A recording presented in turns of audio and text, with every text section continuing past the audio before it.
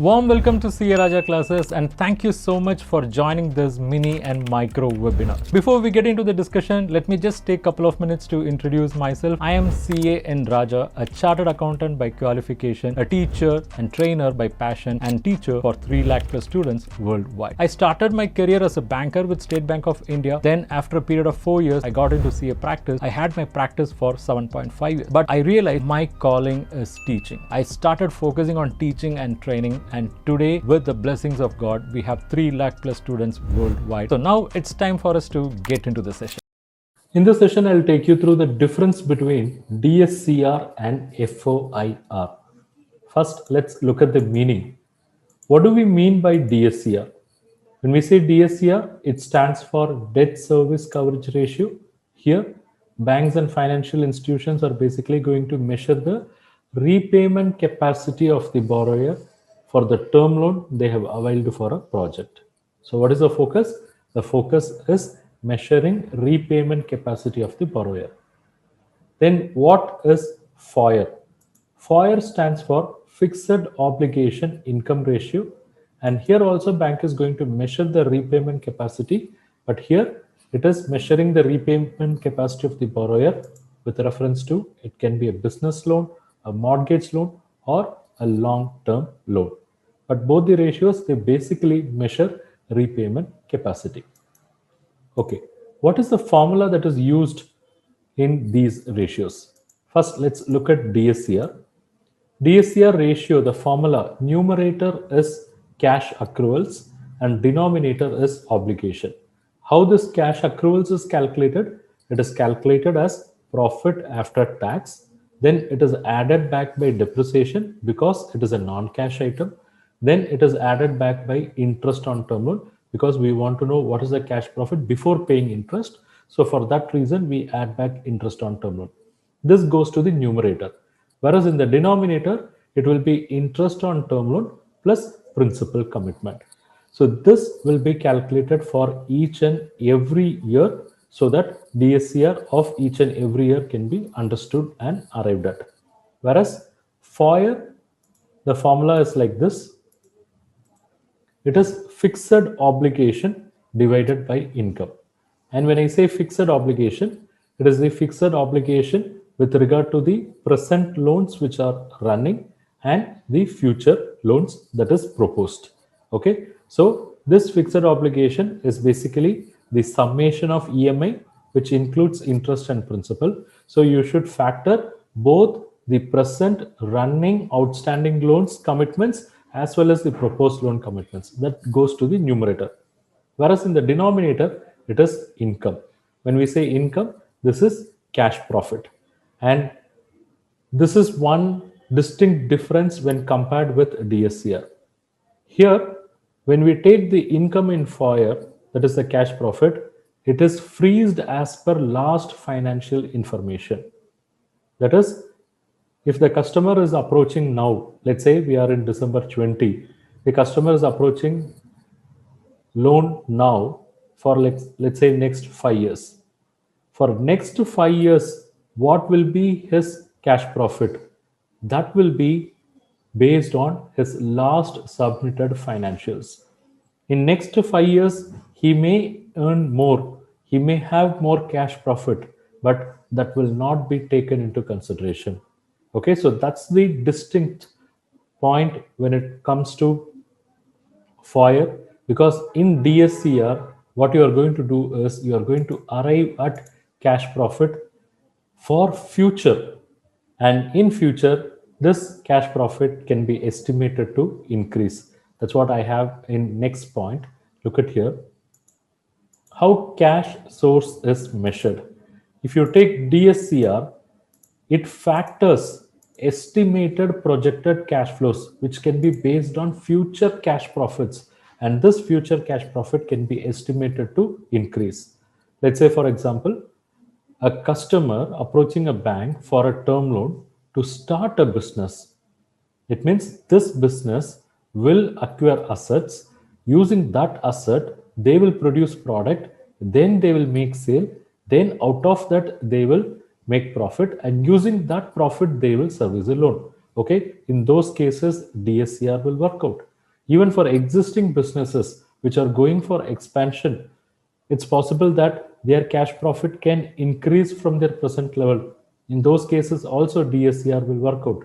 But wherever this FOIR ratio is used, it is always based on cash profit as at last year. It will be pegged at that level. Let's say, for example, the cash profit of the last year is 1 crore and they have come for a term loan, let's say repayable over a period of 5 years. A term loan, let's say like a mortgage loan. Now, for the next 5 years, their annual cash profit will be freezed at 1 crore. So with that 1 crore, whether they will be able to service the loan or not, that's what getting measured. Whereas in DSCR, it is possible that this 1 crore can increase because of change in sale, because of change in capacity, because of change in fixed assets. So that element will be accepted in DSCR, but not in FOIR. Okay. So this is how cash source is measured. Then what are the obligations that are considered? Because in both the ratios, what we are doing, we are comparing the income and obligation. Okay, what obligation? I think here both DSCR and FOIR does the same job. DSCR factors running past loan obligations as well as the proposed loan obligation. FOIR also factors running past loan as well as the proposed loan obligations. Okay.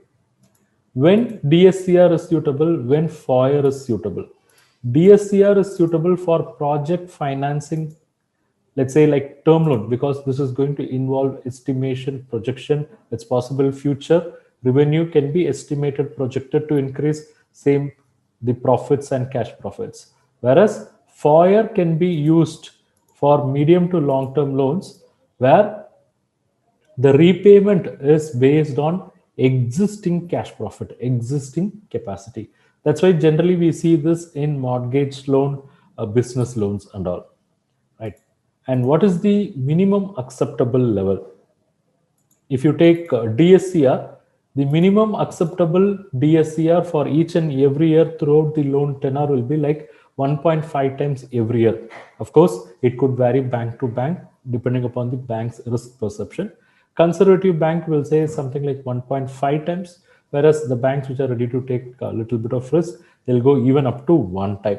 Okay, this is every year. That is, if the loan is for 5 years, for each and every year, the ratio should be at least 1.5. And average DSCR will also be calculated, which should be at least 1.75. And again, it can vary bank to bank. That's about DSCR.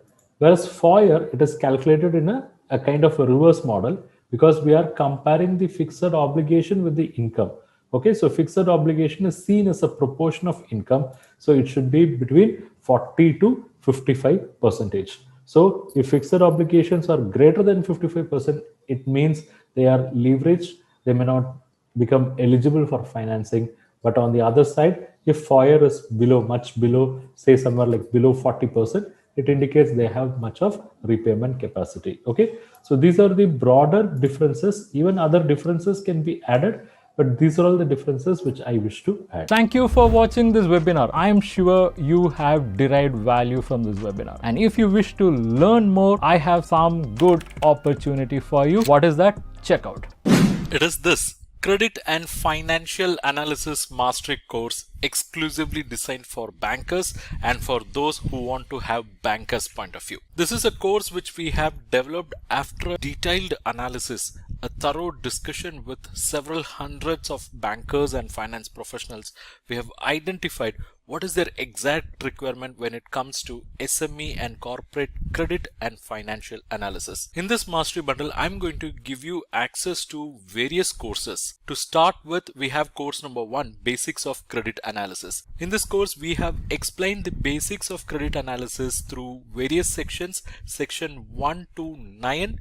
Next comes course number 2, that is how to read balance sheet. In this course, we have explained what is balance sheet, how to read them, how to approach them by using real life financial statements. Then comes course number 3, how to do financial ratio analysis like a banker. In this course, we have explained all critical ratios that are analyzed by the bankers, and we have also explained through case studies. Then we have course number 4, how to do cash flow analysis. So through this course you will understand what is cash flow analysis, how to do a typical cash flow analysis. We have used case studies and reference to Ind AS is also included in this course. Then we have course number 5, that is how to do fund flow analysis.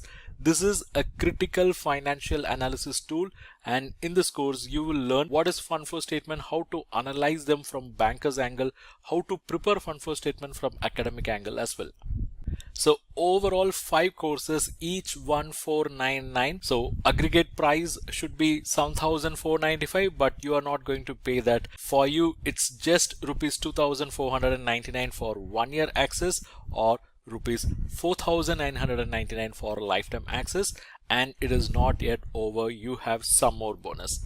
Bonus is course number 6, how to carry out credit risk rating for non-trading entities. These are all the topics covered in this course. Then course number 7, it is how to carry out credit risk rating for trading entities. Not yet over, you also have access to course number 8, that is how to prepare CMA report for bank loans. It's a comprehensive course which will run for 8 + 5 hours, and you will learn entire CMA report preparation process. And course number 9, how to prepare cash budget for bank loans. Course number 10, how to assess fund-based working capital. So in this course you will understand what is working capital, what are working capital credit facilities and how to assess them, what are the key ratios that are related to working capital, and what are the additional key analysis that will be done by bankers on working capital matters. You will get a comprehensive understanding of cash credit, export finance, and there are certain on-demand videos as well. So 5 + 5, 10 courses of value close to 15,000 rupees, but you are going to get it for 1 year access rupees 2499, lifetime access rupees 4999. Not yet over. You are going to get access to the 11th course, how to assess non-fund based credit facility. So in this course you will learn about letter of credit, bank guarantee, its assessment as well.